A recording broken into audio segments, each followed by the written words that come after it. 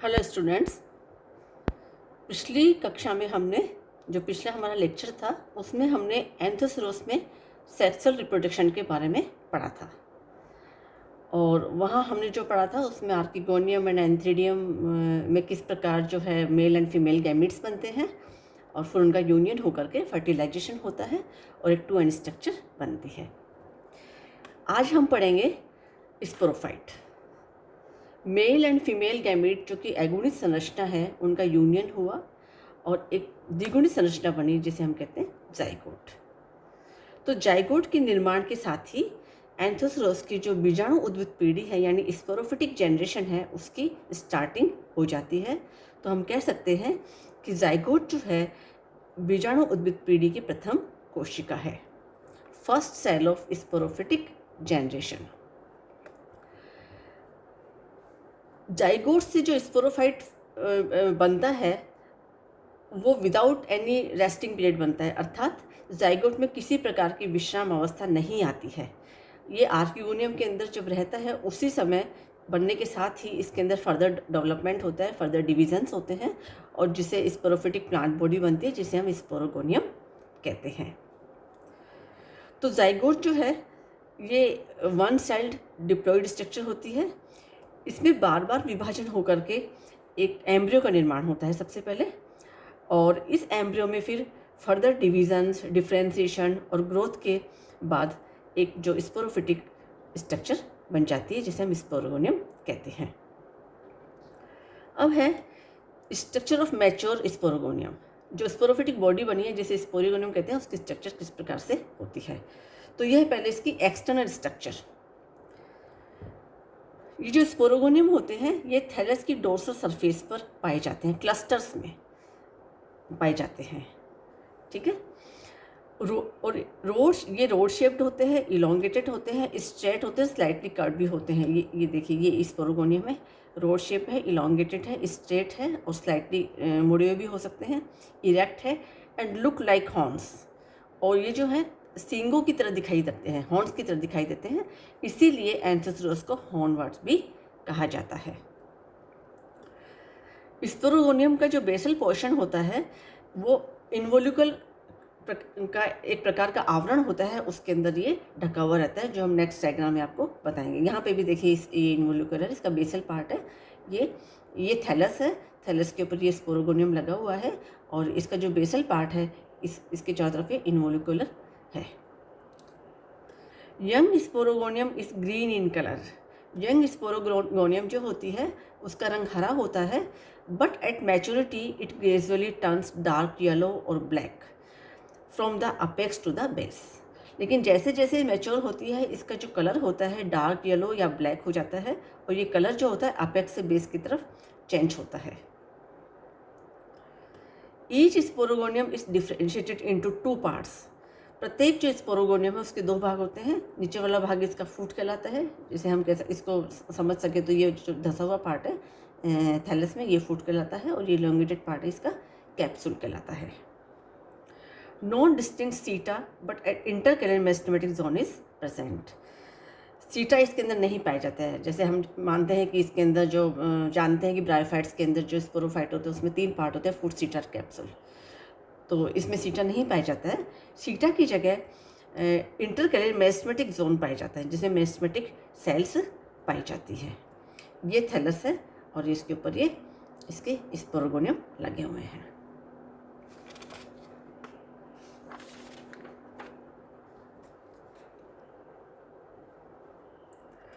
अब हम पढ़ेंगे कि ये जो आर्किगोनियम के अंदर जो जाइगोट बना है उसका जो डेवलपमेंट स्पोरोफाइट में किस प्रकार से होता है। ये देखिए, ये है आर्किगोनियम का वेंटर और यहाँ पे ये जाइगोट बना है, ये इसका जाइगोट बन गया है। ये एक 2n स्ट्रक्चर हमें पता है, ये this is a 2n structure, ठीक है। अब इसे फर्दर डिवीज़न होता है। तो पहले तो जाइगोट के आकार में लगातार वृद्धि होती है और ये जो वेंटर होता है उसकी पूरी कैविटी को ये पूरी तरह से घेर लेता है।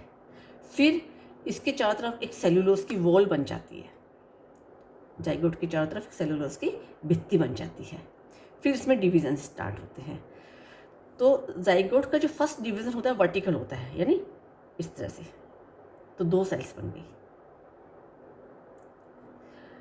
फर्स्ट डिवीज़न वर्टिकल होता है एंड सेकंड डिवीज़न इसका ट्रांसवर्स होता है, तो ये 4 कोशिकाएं बन गई और इस प्रकार ये 4 सेल्ड जो एम्ब्रियो है उसका निर्माण हो जाता है। एंथोसोरस की अलग अलग स्पीशीज़ के अंदर जो जाइगोट का डिवीज़न होता है वो डिफरेंट होता है। कुछ स्पीशीज़ के अंदर फर्स्ट डिवीज़न वर्टिकल होता है, किसी अंदर अनुप्रस्थ होता है, इस तरह से इसके अंदर अलग अलग होता है। अब ये 4 कोशिकाएं बनी हैं, इनमें फिर एक वर्टिकल डिवीज़न बनता है, वर्टिकल डिवीज़न होता है इस तरह से। तो क्या हुआ, 4 कोशिकाएं ऊपर बन गई और 4 कोशिकाएं नीचे बन गई, तो 4 और 4 8। ये जो 8 सेल स्ट्रक्चर है उसको हम ऑक्टेंट कहते हैं। इससे फिर बनता है ये ऑक्टेंट, अष्टांग जिसको हम कहते हैं। ये होती है 8 सेल स्ट्रक्चर। इससे फिर एक वर्टिकल डिवीजन होकर के 8 सेल स्ट्रक्चर ऑक्टेंट बनता है। जो 8 सेल स्ट्रक्चर बनी है उसके बाद जो एंथोसोरस की अलग अलग स्पीशीज़ जो होती है उसमें अलग अलग से फर्दर डिवीजन्स होते हैं। जैसे एंथोसोरस इरेक्टस है, तो इसके जो ऊपर और नीचे, मतलब ऊपर की 4 कोशिकाएं और नीचे की 4 कोशिकाओं में कोई फर्दर डिवीज़न नहीं होता है। तो जो एम्ब्रियो है वो टू टायर्ड का मतलब यहाँ पे है कि ये ऊपर वाला फर्स्ट टायर एंड ये सेकेंड टायर। ऊपर के टायर में 4 कोशिकाएं, नीचे के टायर में 4 कोशिकाएं, तो टू टायर मतलब 2 लेयर में उसमें 4 कोशिकाएं व्यवस्थित रहती हैं। ये टू टायर कंडीशन कहलाती है। तो एंथोसोरस इरेक्टस में जो है कोई फर्दर डिवीज़न नहीं होते, टू टायर्ड ही रहता है।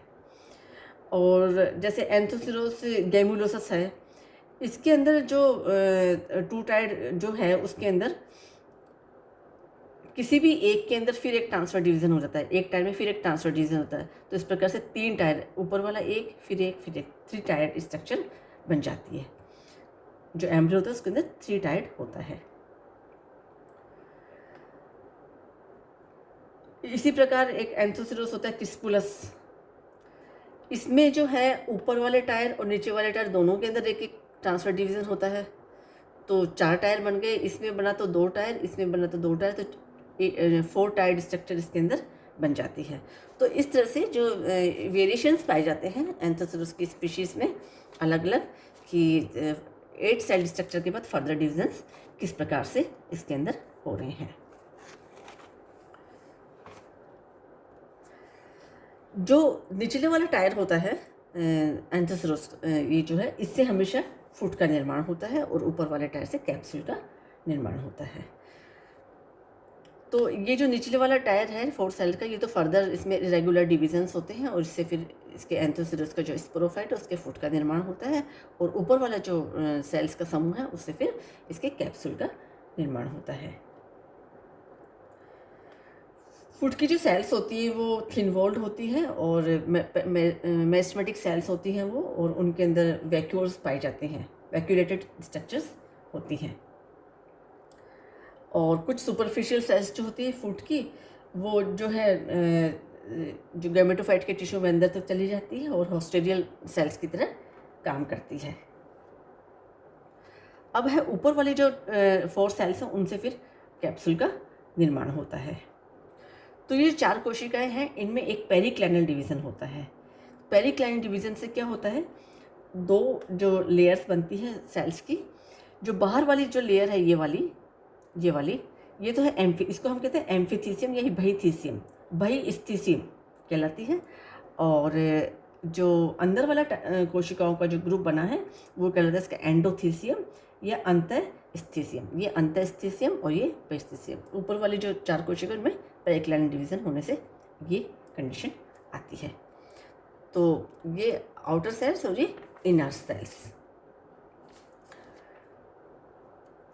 अंदर वाली जो कोशिका है एंडोथीसियम जो होता है, इससे पूरा का पूरा जो होता है, इससे पूरा सेंट्रल स्टेराइल कोलुमेला बनता है।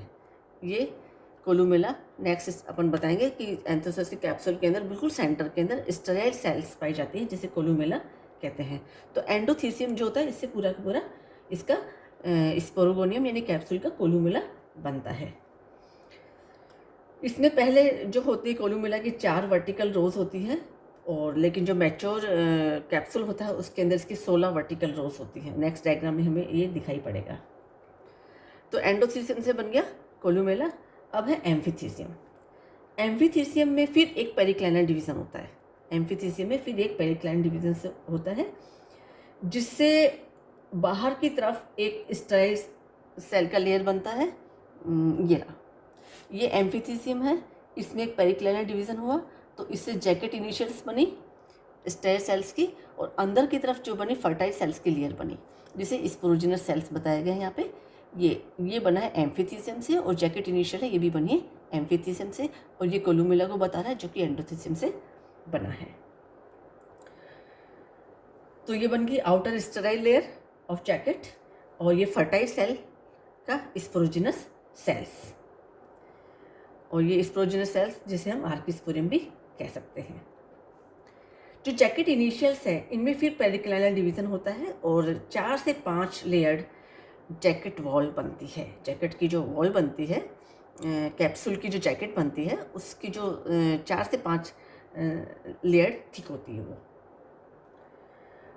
और जो जैकेट की जो वॉल होती है इसकी सबसे बाहरी जो कोशिकाएं होती है वो सकड़ी होती है और वर्टिकली इलोंगेटेड होती है, और उसके ऊपर जो मोटी जो क्यूटिन भी इसके ऊपर पाई जाती है, जिसे बाह्य त्वचा कहते हैं।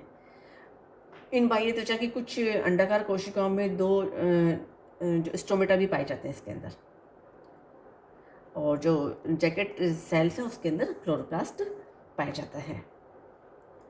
तो ये आगे जा करके बनाए इसने वॉल ऑफ द स्पोरोगोनियम यानी कैप्सूल। अब आते हैं यहाँ पे स्पोरोजिनस सेल तक। शुरू में क्या होता है कि जो आर्किस्पोरियम होता है कोलुमेला को ढका रहता है। तो ये कोलुमेला बता रहे हैं हम इसको, और ये स्पोरोजिनस जो सेल्स है आर्किस्पोरियम, ये इसको पूरा ढका हुआ है।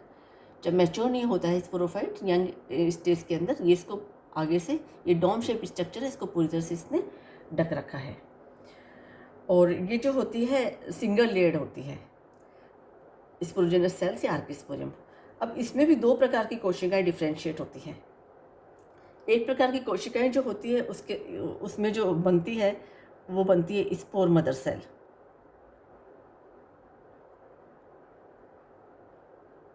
और दूसरी कोशिकाएं जो बनती हैं वो बनती है इसकी elater mother cell. Sporogenous cells या आर्किस्पोरियम में 2 प्रकार की कोशिकाएं डिफ्रेंशिएट होती हैं।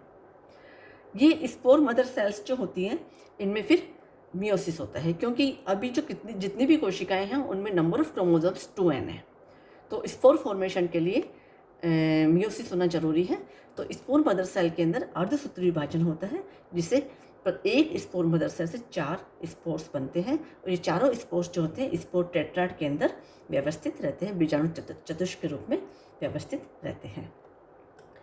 इलेटर मदर सेल्स जो होती हैं इनमें तुरंत ही ऑब्लिक डिविजन्स होते हैं, और इसे 3 से 4 कोशिकाएं स्यूडोइलेटर्स को जन्म देती है। अब हमने एक टर्म की है यहाँ पे स्यूडोइलेटर्स। एंथोसिरोस में इलेटर्स को स्यूडोइलेटर्स क्यों कहा जाता है? यह इसलिए कहा जाता है क्योंकि इन इलेटर्स के अंदर जो एंथोसिरोस के जो इलेटर्स होते हैं उसके अंदर थिकनिंग बैंड नहीं पाए जाते हैं। दूसरी जो स्पीशीज जो मेंबर्स हैं उसके अंदर इलेटर्स जो पाए जाते हैं उनके अंदर थिकनिंग बैंड्स पाए जाते हैं, लेकिन एंथोसिरोस के इलेटर्स के अंदर थिकनिंग बैंड्स नहीं पाए जाते हैं, इसीलिए हम इनको स्यूडोइलेटर्स कहते हैं। तो ये बन गए स्यूडोइलेटर्स, और स्पोर मदर सेल से बन गए स्पोर्स। अब वापस यहाँ आते हैं। कोलुमेला जो होता है ये आगे बढ़ता चला जाता है, और इसके बढ़ने से क्या होता है कि इसको आर्किस्पोरियम को भेजता हुआ ऊपर तक चला जाता है, और आर्किस्पोरियम जो इसके साइड में रह जाती है। इसके बाद जो होता है जो कैप्सूल होता है उसमें जो मेरिस्टेमेटिक इंटरकैलियर मेरिस्टम होता है उससे उसकी वृद्धि होती है ना। और इंटरकैलियर मेरिस्टम ने बताया कि ये सीटा की जगह पाया जाता है, सीटा नहीं पाया जाता, सीटा की जगह इंटरकैलियर मेरिस्टेमेटिक जोन इसके अंदर पाया जाता है। तो एंथोसिरोस में जो सीटा होता है वो मेरिस्टेमेटिक होता है।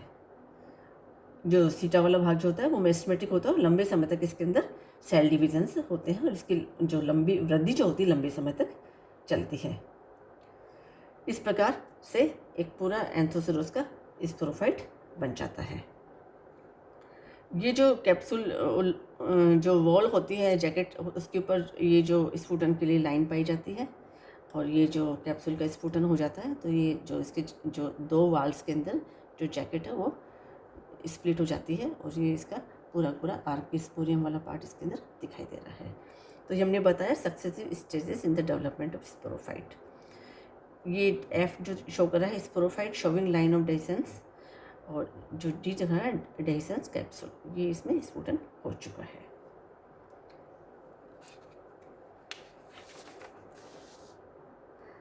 अब हम हैं ये मैच्योर स्पोरोफाइट। ये पूरा इसका मैच्योर स्पोरोफाइट है, इसका वर्टिकल सेक्शन है। इस वर्टिकल सेक्शन से हम इसकी जो पूरी संरचना को समझ सकते हैं। मैच्योर स्पोरोफाइट जो होता है उसमें 3 पार्ट्स इसमें डिफ्रेंशिएटेड रहते हैं। नीचे वाला भाग जो बल्बस होता है ये है इसका फुट। यहाँ पे ये जो है मेरिस्टेमेटिक जोन है इसका, जो सीटा की जगह होता है, और ऊपर वाला पार्ट इसका कहलाता है इसका कैप्सूल या संपुटिका। सबसे पहले हम देखते हैं फुट। यह स्पोरोफाइट का या स्पोरोगोनियम का बेसल पार्ट होता है और बल्बस शेप इसकी बल्बस होती है। इसकी जो सेल्स होती है पेरेंकाइमेटस होती है, और इसकी जो आधारीय सेल्स होती हैं, परिधीय सेल्स जो होती हैं, वो ये गैमेटोफाइट है, थैलस इसके संपर्क में रहता है, और पैलिसेड टिश्यू के समान ये एक स्तर में होती है, और जो होस्टेरियल सेल्स के द्वारा ये थैलस की कोशिकाओं में एम्बेडेड रहता है, और जो है गैमेटोफाइट से न्यूट्रिएंट्स और वाटर का एब्सॉर्प्शन करता रहता है। Second is meristematic zone. Foot से बिल्कुल ऊपर और कैप्सूल के बेस पर यह है meristematic zone, intercalary meristematic zone. इसकी सेल्स मेरिस्टेमेटिक प्रकार की होती है, तो ये निरंतर इसमें सेल डिविजन्स होते रहते हैं, जिससे ये जो कैप्सूल का जो आधार भाग है इसमें न्यू सेल्स ऐड होती रहती हैं, और ये सेल्स जो है डिफ्रेंशिएट होकर के कैप्सूल की निरंतर वृद्धि करने में हेल्प करती हैं, मेरिस्टेमेटिक सेल्स। थर्ड आता है इसमें कैप्सूल। ये इसका कैप्सूल वाला पार्ट है। यह एक बेलनाकार संरचना होती है और थैलस पे सीधी रहती है। पिछले डायग्राम में हमने देखा था बिल्कुल इरेक्ट होती है, थोड़ी सी कर्व्ड होती है। इसकी जो लंबाई होती है 5 से 20 सेंटीमीटर तक होती है, और इसमें जो होते हैं 3 भाग मुख्य रूप से होते हैं। सबसे पहले ये देखिए ये कैप्सूल वॉल, ये स्पोरोफाइट वाली capsule wall. Number 2 is sporogenous tissue. This is sporogenous tissue, जिसमें spore mother cell, elater mother cell का है। ये इसका है स्पोरोजिनस टिश्यू।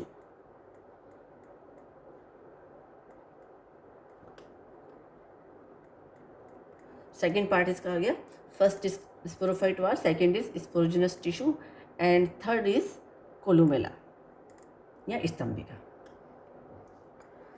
अब है कैप्सूल वॉल, इसकी किस प्रकार की होती है। इसकी जो थिकनिंग होती है, मतलब 4 to 6 लेयर्स की बनी, 4 to 6 लेयर वॉल की बनी होती है, और इसकी से सबसे बाहरी लेयर जो होती है इसकी एपिडर्मिस कहलाती है, और एपिडर्मिस पे क्यूटिन जमा रहती है, और इसमें स्टोमेटा भी पाए जाते हैं, और जो प्रत्येक स्टोमेटा उसमें 2 गार्ड सेल्स से ये सराउंडेड रहता है। जो एपिडर्मिस होता है उससे नीचे वाली जो लेयर्स होती हैं सेल्स की, इसके अंदर क्लोरोप्लास्ट पाया जाता है, और उनमें इंटरसेलुलर स्पेसेस भी दिखाई देते हैं। तो जब क्लोरोप्लास्ट पाया जाता है तो ये फोटोसिंथेसिस द्वारा कार्बोहाइड्रेट का फॉर्मेशन भी इसके अंदर होता है। और कैप्सूल जो वॉल होती है इसके अंदर 2 पतली भित्ति वाली कोशिकाएं जो होती हैं उनकी 2 स्फुटन रेखाएं भी पाई जाती हैं, जैसे फिर बाद में जब ये मैच्योर हो जाता है तो स्फुटन हो जाता है। तो ये तो हो गई स्पोरोफाइट वॉल या इसकी कैप्सूल की भित्ति। अब है स्पोरोजिनस टिश्यू। ये नेक्स्ट टू वॉल इस स्पोरोजिनस टिश्यू दोनों साइड के अंदर हमें दिखाई दे रहा है, बिल्कुल सेंटर में कोलुमेला होता है। यह जो स्पोरोजिनस टिश्यू होता है ये कैप्सूल वॉल के ठीक भीतर की तरफ होता है, ठीक नीचे होता है। ये सिंगल लेयर्ड या मल्टी लेयर्ड हो सकता है, और इसमें स्पोर मदर सेल्स और pseudo elater mother cells, spore mother cell और इलेटर मदर सेल, जिसे स्यूडो इलेटर मदर सेल हम कहते हैं, दोनों पाई जाती हैं। स्पोर मदर सेल है, आगे मियोसिस के द्वारा फिर ये इनमें क्या होता है, स्पोर्स बनते हैं 4, प्रत्येक स्पोर एक एन स्ट्रक्चर होती है। और सूडोइलेटस मदर सेल है, ये भी 1 से 4 सेट सूडोइलेटस को बनाती है। पहले ही बताया कि इनको सूडोलेटर्स इसलिए कहते हैं क्योंकि इनकी जो वॉल होती है इस पर स्पाइरल थिकनिंग नहीं पाई जाती है, इसलिए हम इन्हें सूडोलेटर्स कहते हैं। थर्ड पार्ट है इसका कोलुमेला। कोलुमेला जो है स्टेरॉयड सेल्स का एक solid central axis like structure होती है। यह कैप्सूल के आधार से लेकर के और शीर्ष तक फैला रहता है। लंबा होता है, नैरो होता है, मोटी भित्ति, इसकी सेल्स जो होती है वो थिक वॉल्ड होती हैं और वर्टिकली अरेंज रहती है। ये करीब 16 वर्टिकल रोज इसके अंदर होती हैं। कैप्सूल का काम होता है जो इसका जो कोलुमेला का काम होता है कैप्सूल को सपोर्ट देना और जो वाटर कंडक्शन में भी हेल्प करता है। तो ये तो हो गया इसका स्ट्रक्चर। यदि हम ये तो इसका वर्टिकल सेक्शन है, यदि हम इसका टीएस काटेंगे तो हमें इस तरह की स्ट्रक्चर दिखाई पड़ेगी। ये इसकी कैप्सूल वॉल है और ये इसके नीचे वाला जो जैकेट है उसके नीचे वाला पार्ट है। ये इसका स्पोरोजिनस टिश्यू आ गया और ये इसका कोलुमेला आ गया। और एक स्पोर में मैंने बताया कि मियोसिस होकर के स्पोर्स बनते हैं तो टेट्राड बनते हैं, 1 2 3 और एक पीछे की साइड, तो टेट्राड में व्यवस्थित रहते हैं। अब है ये कैप्सूल बन गया, मैच्योर हो गया। अब इसका स्फुटन किस प्रकार से होता है। कैप्सूल का जो स्फुटन होता है शीर्ष से आधार की तरफ होता है और जो वर्टिकल लाइंस जो मैंने बताया था कि जैकेट की जो सेल्स होती हैं, कुछ जगह जैकेट की सेल्स जो होती है थिन वॉल्ड होती हैं, वहाँ से जो सेल्स की जो भित्ति टूटने लगती है और 2 इसके वॉल्व बन जाते हैं और एक दूसरे से जो वॉल्व होते हैं शीर्ष पर ये सेपरेट नहीं होते, एक दूसरे से गुथे रहते हैं। और फिर ये जो कैप्सूल के जो स्फुटन पे जब ये जो वॉल्व है, आभासी जो इलेटर्स है, इनमें हाइग्रोस्कोपिक चेंजेस के कारण बीजाणुओं के प्रकीर्णन में हेल्प मिलती है। एंथोसेरोस का जो कैप्सूल होता है इसमें सारे बीजाणु एक साथ परिपक्व नहीं होते हैं। इसमें ऊपर की तरफ परिपक्व होते चले जाते हैं और इसमें इनका जो विस्फुटन होता रहता है और नीचे की तरफ इनका जो फॉर्मेशन चलता रहता है। अब है इस young gametophyte. Young gametophyte is a spore. तो जैसे ही स्पोर मदर सेल के अंदर मियोसिस हुआ, जो कि एक द्विगुणित संरचना है, मियोसिस से हमें पता है कि नंबर ऑफ क्रोमोसोम्स हाफ रह जाते हैं, तो एक जो स्पोर बना, बीजाणु बना, उसमें नंबर ऑफ क्रोमोसोम्स रह गए n। तो spore mother cell is the last phase of sporophytic generation, क्योंकि इसमें मियोसिस हो गया है and spore is the first gametophytic phase of the Anthoceros. इसके साथ ही गैमेटोफिटिक जो फेज होती है, पीढ़ी होती है, इसकी स्टार्टिंग हो जाती है। तो इसके जो स्पोर्स होते हैं वो ब्राउन कलर के होते हैं, गहरे हरे रंग के भी हो सकते हैं, अलग अलग स्पीशीज़ के अंदर अलग अलग होते हैं। इसकी जो वॉल होती है वो डबल होती है, बाहर वाली वॉल इसकी एक्साइन कहलाती है और अंदर वाली इसकी इंटाइन कहलाती है। और प्रत्येक जो स्पोर होता है, एक इसमें क्लोरोप्लास्ट पाया जाता है और एक न्यूक्लियस पाया जाता है, ऑयल पार्टिकल्स और फूड मटेरियल पाया जाता है। तो ये जो बीजाणु हो गया, ये क्या हो गया, गैमेटोफाइट की फर्स्ट सेल हो गई। ये जो बीजाणु है कुछ समय के लिए कुछ स्पीशीज़ के अंदर तुरंत भी ये जर्मिनेट हो सकते हैं और कुछ स्पीशीज़ के अंदर इनके अंदर वो छोटा सा डोरमेंसी पीरियड भी होता है, उसके बाद ये अंकुरित होते हैं। अंकुरण के लिए नमी अवशोषित कर करके ये फूल जाते हैं और फूलने से क्या होता है, इनकी जो एग्जाइन होती है फट जाती है और ये इंटाइन जो होती है एक ट्यूब के रूप में बाहर निकल जाती है, जिसे हम जर्म ट्यूब कहते हैं। इस जर्म ट्यूब के ऊपर जो होता है, इसके शीर्ष पर वर्टिकल एंड ट्रांसवर्स डिविजन्स होते हैं इस तरह से, और ये इसका बन गया क्वाड्रेट बन जाता है। क्वाड्रेट से फिर ये ऑक्टेंट बन जाता है और ऑक्टेंट से फिर ये एक जो सेल होती है वो फर्स्ट राइजोट का निर्माण करती है और ये इसका थैलस का निर्माण कर लेता है। तो ये हो गया जर्मिनेशन ऑफ स्पोर। तो अब हम देखें इसके अंदर पीढ़ी एकांतरण किस प्रकार से होता है। हम देखते हैं कि मुख्य जो थैलस था वो गैमेटोफाइट था और उसके ऊपर जो थे स्पोरोगोनियम लगे हुए थे, और जो स्पोरोगोनियम होते हैं उसके अंदर फिर जो कैप्सूल होता है उसके अंदर फिर स्पोर्स का निर्माण होता है। स्पोर जो होते हैं वो जर्मिनेट होकर के पुनः गैमेटोफिटिक जनरेशन को स्टार्ट कर लेते हैं। तो ये हमारा आज का चैप्टर एंथोसेरोस कंप्लीट हुआ। नेक्स्ट क्लास में हम फिर एक नया मेंबर स्टार्ट करेंगे। Thank you.